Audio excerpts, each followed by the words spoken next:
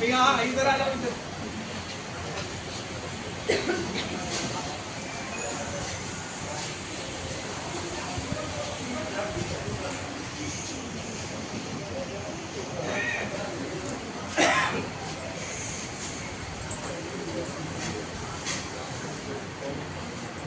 ठीक है, आप सभी को मेरा नमस्कार। आपको पता है कि नवरात्रि शुरू हो गया है और 9 दिन माँ दुर्गा की पूजा हर्षोल्लास से पूरे देश में किया जाता है, पूरे धूमधाम से किया जाता है। और जब माँ आती है 9 दिन के लिए तो पूरी की पूरी शक्ति का संचार होता है। और हर गली मोहल्ला में इतना रमणीय, इतना वातावरण सही और शुभ हो जाता है जिसका हद हिसाब नहीं है। पावन मंत्रों से माँ की उच्चारण की जाती है और जो वातावरण बनता है अपने आप में अद्भुत वातावरण बनता है। ठीक है, तो हम सभी ना शक्ति के संचार हैं, शक्ति के संचार से हम सब इस धरती पर हैं। तो सबसे पहले माँ को याद करते हैं क्योंकि माँ जो है हमारी दुख हरता है, कल्याण करती है, मंगल करती है, इसीलिए माँ को याद करना ज्यादा जरूरी है। उससे पहले आप सभी को एक बार मैं नवरात्रि की ढेर सारी हार्दिक शुभकामनाएं।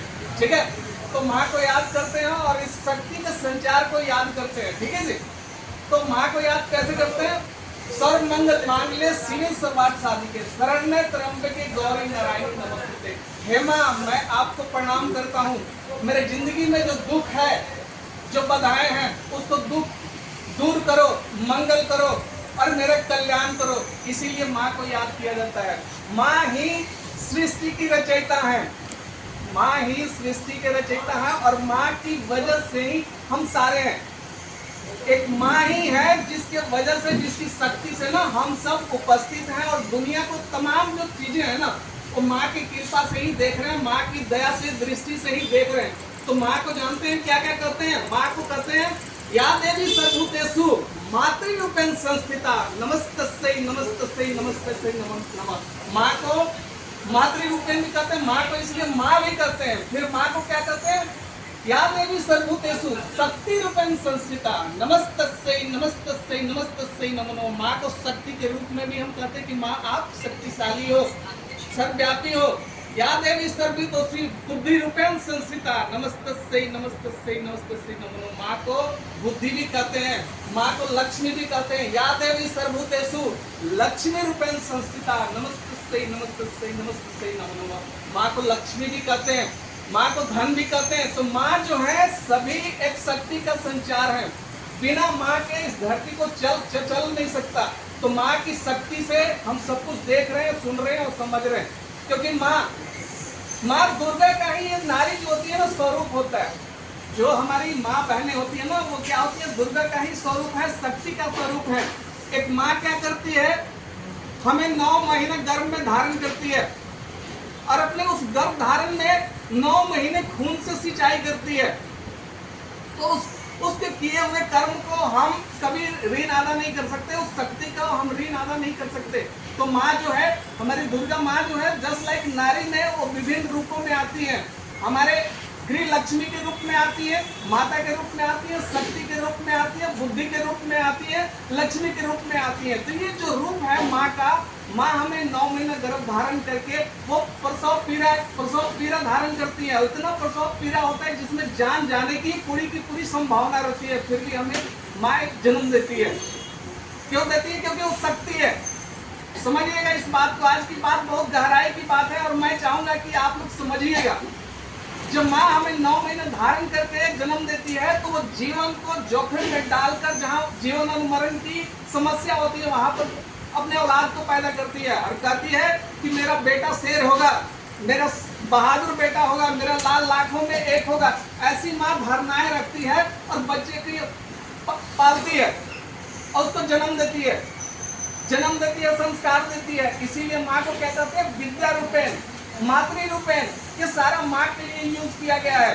क्योंकि देखिए पृथ्वी पर ना कोई भी इंसान हो, मर्द हो, पुरुष हो, और 9 घंटे का 2.5 kg का ईंट अपने पेट में बांध के नहीं रख सकता है, नहीं रख सकता है। एक 2.5 kg का ईंट आप बांध के रख लो पेट में 9 घंटे के लिए तो कभी नहीं बांध सकते हो, आपको पैरालाइसिस मार देगा।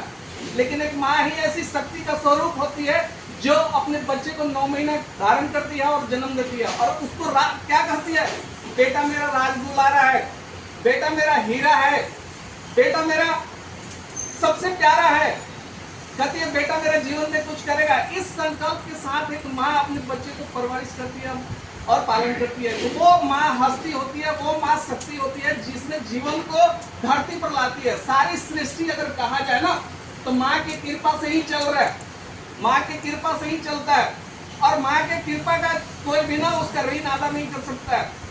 लेकिन माँ जब अपने बच्चों को परवरिश करती है तो अपने बेटे को कहती है कि बेटा मेरा हीरा है, लेकिन बेटा अपने हीरा की खूबसूरती को ना संघर्ष से चमकाता नहीं है, अपने आलस से, अपने गलत व्यवहार से। जो हीरा वो पैदा की होती है ना, जो 9 महीना सोचती विचारती है कि मेरा बेटा ऐसा होगा वैसा होगा, वो बेटा उसके नालायक निकल जाता है, निकम्मा निकल जाता है, माँ बाप को देखभाल नहीं करता है, तो वो शक्ति का अपमान करता है, वहां पर भी शक्ति का अपमान होता है। तो माँ शक्ति स्वरूप है। जो मैंने श्लोक बताया, जो संस्कृत का मतलब बताया, वो वही होता है कि हमें शक्ति की आदर करना चाहिए। बिना शक्ति का इस धरती पर कोई नहीं चल सकता।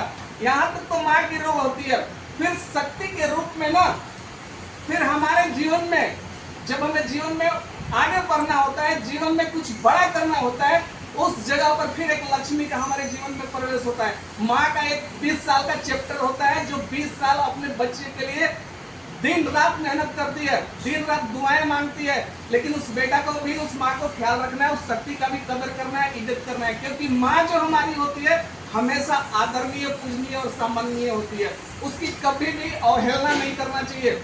नारी जो है शक्ति का स्वरूप है, वो दुर्गा का ही स्वरूप है, जो दूसरे का स्वरूप नहीं है। क्योंकि इतना दर्द और पीड़ा कोई सहता है तो अपने औलाद के अच्छे के लिए, और औलाद क्या करता है, कर्महीन हो जाता है, कर्मशील हो जाता है, मेहनत नहीं करना चाहता है, चाहता है कि दुनिया मुझे आसान से मिल जाए। तो जिस माँ ने अपने हीरे को पैदा किया होता है ना, वो हीरा जब तक घिसेगा नहीं, चमकेगा नहीं। तो हीरा को चमकने के लिए उस हीरे